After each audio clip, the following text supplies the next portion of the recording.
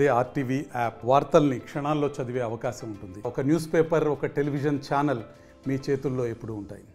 మరి ఏరియా హాస్పిటల్లో ఇవాళ ఎస్కోట్లో హెచ్డిఎఫ్సి మీటింగ్ అనేది సూపరింటెండెంట్ గారు నా సహకారంతో ఇక్కడ ఏర్పాటు చేయడం జరిగింది. మరి ఈనాటి గౌరవ ముఖ్యమంత్రి వర్యులు నరేంద్ర మోడీ గారి సహకారంతో రాష్ట్రంలో ఎన్డీఏ కూటమిలో మరి నూతన అధ్యాయానికి నాంది పలుకుతూ మరి బాధ్యతగా విద్యా వైద్యానికి పెద్ద మనసుతో పేదల ఆరోగ్యం, పేదల విద్యకి ప్రాధాన్యత ఇస్తూ ఈనాటి ఈ హాస్పిటల్లో ఇవాళ అభివృద్ధి కోసం కొన్ని గౌరవ చంద్రబాబు నాయుడు గారు నిధులు కేటాయింపు చేయడం, వాటిని ఏ దశగా ప్రజలకు ఖర్చు పెట్టాలనేది ప్రధాన అంశంగా ఇవాళ ఎజెండాలో పెట్టుకుంటూ వాటన్నిటినీ ఆమోదంలో మరి ఇవాళ కమిటీ సభ్యులందరం కూడా ముందుకెళ్తూ మరి అనేక సమస్యలు అయితే కొన్ని ఇక్కడ ఉన్నాయి. ప్రధానంగా గత ప్రభుత్వ నిర్లక్ష్య కారణంగా ఏదైతే మరి ఆనాటి 14-19లో ఆరోగ్యశ్రీ కానీ ఏరియా హాస్పిటల్గా నేను శాసనసభ్యురాలుగా ఉండేటప్పుడు ఆనాటి ముఖ్యమంత్రి వాళ్ళు చంద్రబాబు గారు మంజూరు చేయడం జరిగింది.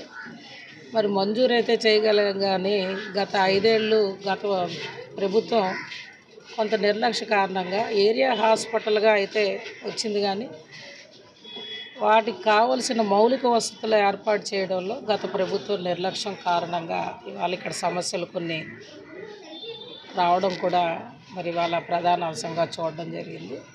మరి వాటన్నిటిని కూడా అంచెలంచెలుగా భర్తీ చేస్తూ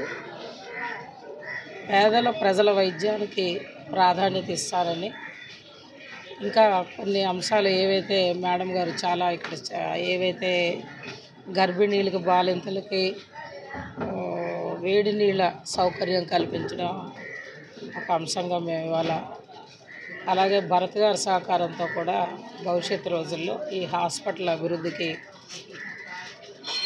వారి నిధుల నుంచి కూడా వారి యొక్క సహకారంతో కూడా భవిష్యత్తు రోజుల్లో ఈ 100 పడకల హాస్పిటల్ అభివృద్ధికి పూర్తి బాధ్యత పడి పనిచేస్తామని, మరి ఆ దిశగా కూడా అంచెలంచెలుగా ఇక్కడున్న సమస్యలు పరిష్కరించుకొని ముందుకు వెళ్తామని కూడా మరొకసారి తెలియజేస్తూ, డాక్టర్ గారిని నేను కోరేది ఒకటి, ఈనాటి ప్రభుత్వంలో గౌరవ చంద్రబాబు నాయుడు గారికి మరి నియోజకవర్గ ఎమ్మెల్యేగా నాకు మీ సహకారంతో హాస్పిటల్ అభివృద్ధికి ఒక పక్క, పేదల వైద్యానికి సేవ చేయడంలో జిల్లాలోనే ఎస్కోట ఏరియా హాస్పిటల్ ప్రథమ స్థానంలో ఉండి నడిపించమని కోరడం జరిగింది.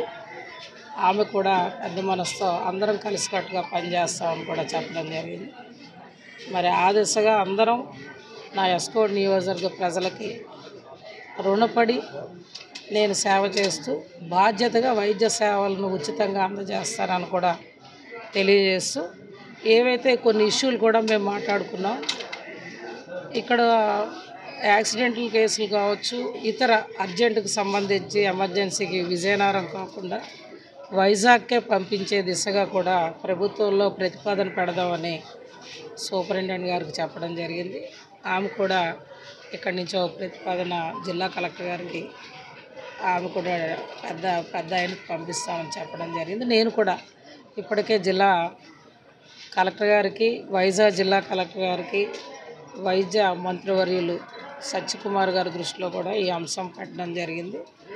దాన్ని కూడా ఏ దశగా భర్తీ అంటే మేము పరిష్కరించాలనేది కూడా ఆలోచనతో ముందుకెళ్తామని, హాస్పిటల్ అభివృద్ధి ధ్యేయంగా అందరం కలిసికట్టుగా ప్రజలకు సేవ చేయడంలో ముందుంటామని మరొకసారి తెలియజేస్తూ అందరికీ నా యొక్క నమస్కారాలతో. హైదరాబాద్ సుచిత్ర సర్కిల్ కి ఒక విశేషం, మీ లలిత జ్యువెలరీ సుచిత్ర సర్కిల్ కి వచ్చేసింది. ఆగస్ట్ 18న బ్రహ్మాండమైన ప్రారంభోత్సవం. Lalitha jewellery, A block, green park avenue, Suchitra road. మీ లలిత జ్యువెలరీలో ధరలు చెక్ చేయండి. డబ్బులు చాలా చాలా ఆదా చేస్తారు. డబ్బులు ఎవరికి ఊరికే రావు.